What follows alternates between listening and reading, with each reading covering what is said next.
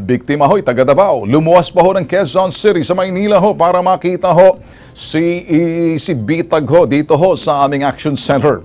Bumuli ho siya ng dump truck, nagkakahalagang halos ito 1 milyon ho.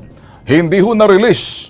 Kalahating milyon pang in-refund, tumalbog ang mga checking ibinayad ng dealer. At nagtuturuan ho yung dealer at yung ahente, wag niyo hong gagawin. Wag niyo hong gagawin to.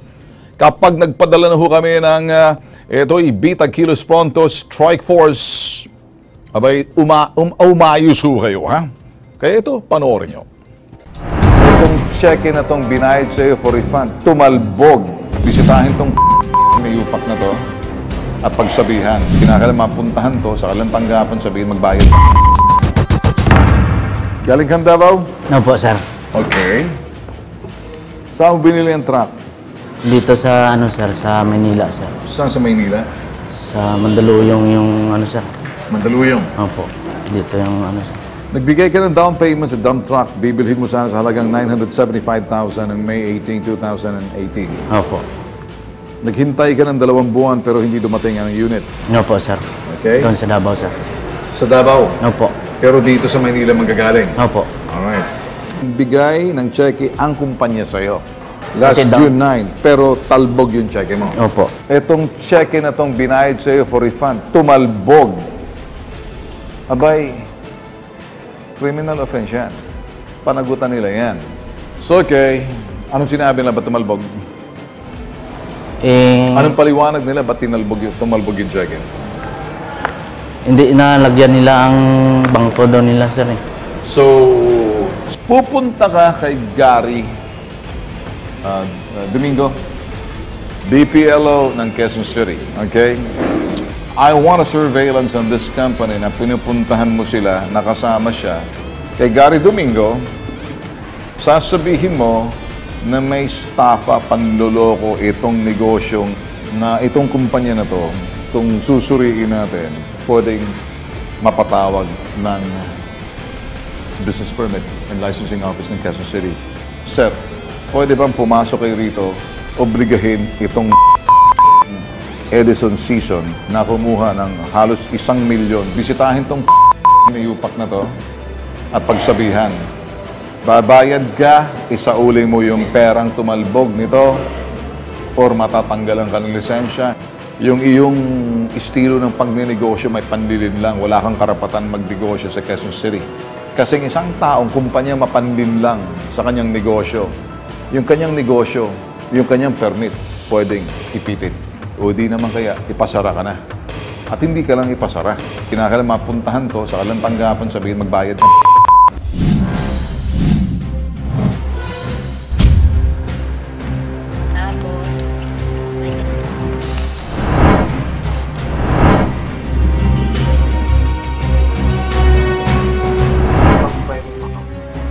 Edison nag-abot dito ng... Dineposit lang yan. Pero sila ang pumunta. Oo, sila na hindi pagtalasak sa akin. Di ba nagkahit sa kayo dati? Meron na silang claim sa akin eh. Napanotaryo na namin yun na wala na silang makakapon kasi nag-problema na sila ng claim sa akin. Kaya, yung 400, hindi na namin sa kanila. Di ba pinakita namin yung file namin? Binigay. Kaso, balik ako doon kay Edison. Dito ako, Bakit dito kayo tuturo mo? Alam naman yung mga yun eh. Hindi naman nagpapakita na dito. Hindi nagpapakita. Hindi mo kasi wala nun. Binigay namin yung pera sa kanila. Hindi na sila nagpakita.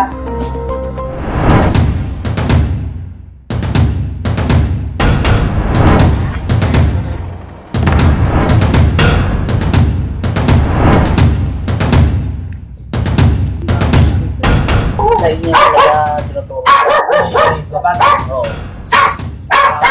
Sa kanya yung pera. Tapos yung pagperma namin ng waiver, kasama yung attorney nila.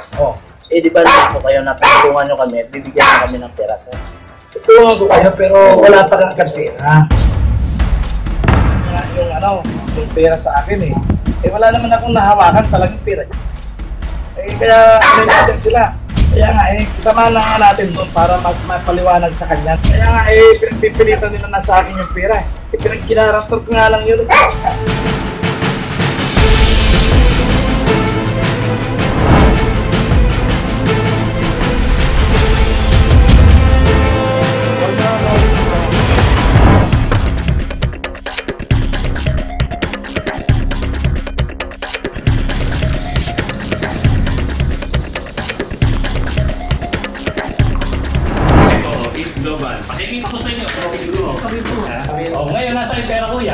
Dinidak namin. Dinidak, wala namang ginawa. Dinidak.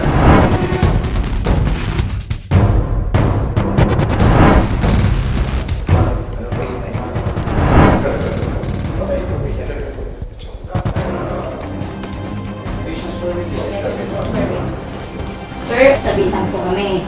Ngayon, lumapit to sa amin para i-claim niyo yung pera niya. So, litong-lito na si Sir. Litong-lito na. Ilang araw namin kasama to. Kasama ka na. Kasama si Edison. Under kayo sa surveillance namin. Kanino pa talaga namin makuha? Kukunin yung pera niya. Kasi tuturuan na kayo eh. Sabi niya siya, sa inyo daw. Kayo sa inyo, sa kanya naman. Kanino ba talaga? Storya po niya ganito. Nung ipinadala po sa account ni Edison yung pong pera, ang ginawa po ngayon, ipinasa po namin kila Kuya.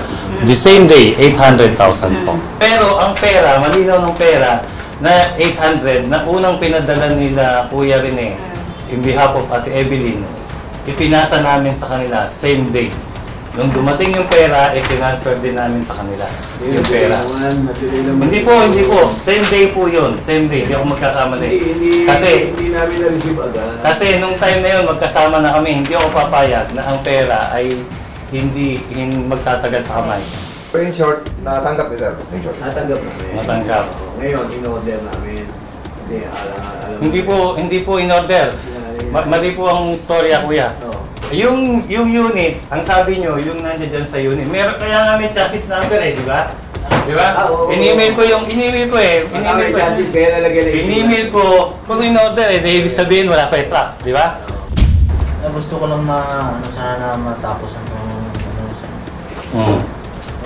problema namin. Makuha din namin yung pera namin. Tama. Kasi kahit na wala kami na truck o ano man dyan, basta yung pera na gusto na makuha, mabalik lang. Tama. Kasi parang mabaliw na yung asawa ko eh. You're talking to me and everything should be documented itong ginagawa natin. Kasama pa rin ba ang kooperatiba? Yes po, nandito pa rin po yung BPL. Opo. Okay, so you're saying that the dealer has the money, but they're pointing the finger to the salesperson? Ang dealer po is Global po. Yung Global. Yung perang ibinayad ng complainant doon sa ahente, nasa dealer. Opo sir, nasa dealer po. Natanggap ng dealer. Natanggap ng dealer sir. Pero ang sinasabi ng dealer, kasalanan ng ahente. Yes sir, opo. Pwede ba makausap yung ahente o yung dealer mismo kung sino man yung kausap niya? Papakausap po namin kayo sa ahente sir. Jun, magandang hapon si Ben Tulfo sa Bitag. Ayo po sir, magandang hapon din po. Jun, ganito lang naintindihan ko na at lumapit sa amin yan, kaya yan, nakikipag-ayos kayo sa kanila. Pero may balanse pa ng 500 something Opo sir. yung complainant, tama? Opo. Na-refund na yung 400,000. Pero hindi naman siguro tama na i-hold nyo yung complainant kasi hindi na deliver yung truck. Opo, Kaya actually, lumapit sa amin yan, galing pa Davao yan, bagbiyahe pa, pumunta pa rito yan para makaabot yung sumbong sa akin. Tama Ang po. gusto kong mangyari, Jun, yan bang 570 something maibabalik nyo sa complainant? Or baka naman actually puro sir, pangako? nandito nga po kami kay Kuya Rene at willing naman po siyang ibalik po sir. So mababalik nyo yan sigurado? Opo, mababalik po sir. Sige, Jun, pero 900, almost a million yung binayad sa inyo eh. Opo, 400 pa lang nabigay ninyo, may utang pa kayo sa complainant. Jun, Tama po makinig yun, ka. Wala akong pakialam. Dealer mo pa rin yan eh. Ahente ka eh. Opo. Huwag kang maghuhugas ng kamay kasi kung sa krimen, accessory ka. Opo, Kulong ka tama pa po rin. yun. Katarantaduhan itong ginawa ng dealer ninyo eh. Hindi po. Actually, Alam mo, Jun, kung nandyan ako, kasama ako, makakatikim kayo ng hambalos na hindi kayo nakatikim sa akin. Swerte kayo dahil maraming tao sa opisina namin public service. Sir, So, Jun. hindi naman po ganun sir. Actually, tinutulungan naman po namin ni Kuya Rene po si Ay, Kuya tinutulungan Rene. nyo dahil pumasok na kami, pero nang hindi pa tinutulong, Hindi niloloko pa po ninyo eh. kayo sir kausap ay tumutulong na po. Hindi. Jun, huwag mo na akong lokohin. Bitag ka na eh, okay? Manahimik ka na lang, gawin mo na lang yung parte na yan, huwag ka ng mga tuwiran sa akin, kahit anong pangatuwiran, hindi mo kita pinaniniwalaan eh. Kung ano ang desisyon ng iyong dealer, ganun din ang desisyon mo. The act of one is the act of all sa kumpanya, hindi ka salba. Opo. May kulong ka rin dyan kung talagang krimen yan. Pareho kayo. Kaya kasama ang BPLO dyan, para ipakita sa BPLO, walang kwenta yung pinagagawa ng dealer ninyo. Ang dealer ninyo, Swetek. Unethical business practice ang ginagawa rin, may panghalong panlilin lang. Dahil nakikipag-usap na kayo, siguraduhin nyo lang, kapag hindi, akong gigipit sa inyo, pag-aamo sa bato, hahantingin kita, pati yung dealer mo, hindi ka pala lagpasin. Kaya ayusin nyo yan sa uli nyo, sa covering complainant, sa Davao pa yun, nagkahit para makita ako. Hindi po pwedeng mangyari, nagkaayos kayo, hindi kita makakausap. Sabihin mo sa may-ari kung sinong kalpulanong Estas, Ugas o Barabas o Satanas, wala akong pakialam. Malinaw? Okay po. Malinaw? Siguraduhin mo dyan, ha? Babalik niyo yung pera ng pobre, ha? Opo, Galing Davao sure yan, ha? po yun, sure po. Naaawa na ako dyan, ha? Gumastos na ng malaki niyo dahil sa inyong katarantaduhan, hindi niyo kasalanan. Opo. Okay? Opo. Salamat po, kuya. Siguraduhin mo, huwag ka magpapasalamat sa akin dahil hinahambalos pa kita, hindi pa ako kontento eh. Magpasalamat ka na pag tapos na, pag naayos na. Kapag hindi, patuloy pa ginagawa. Hindi ka nagpapasalamat dahil kipaligtas para sa akin.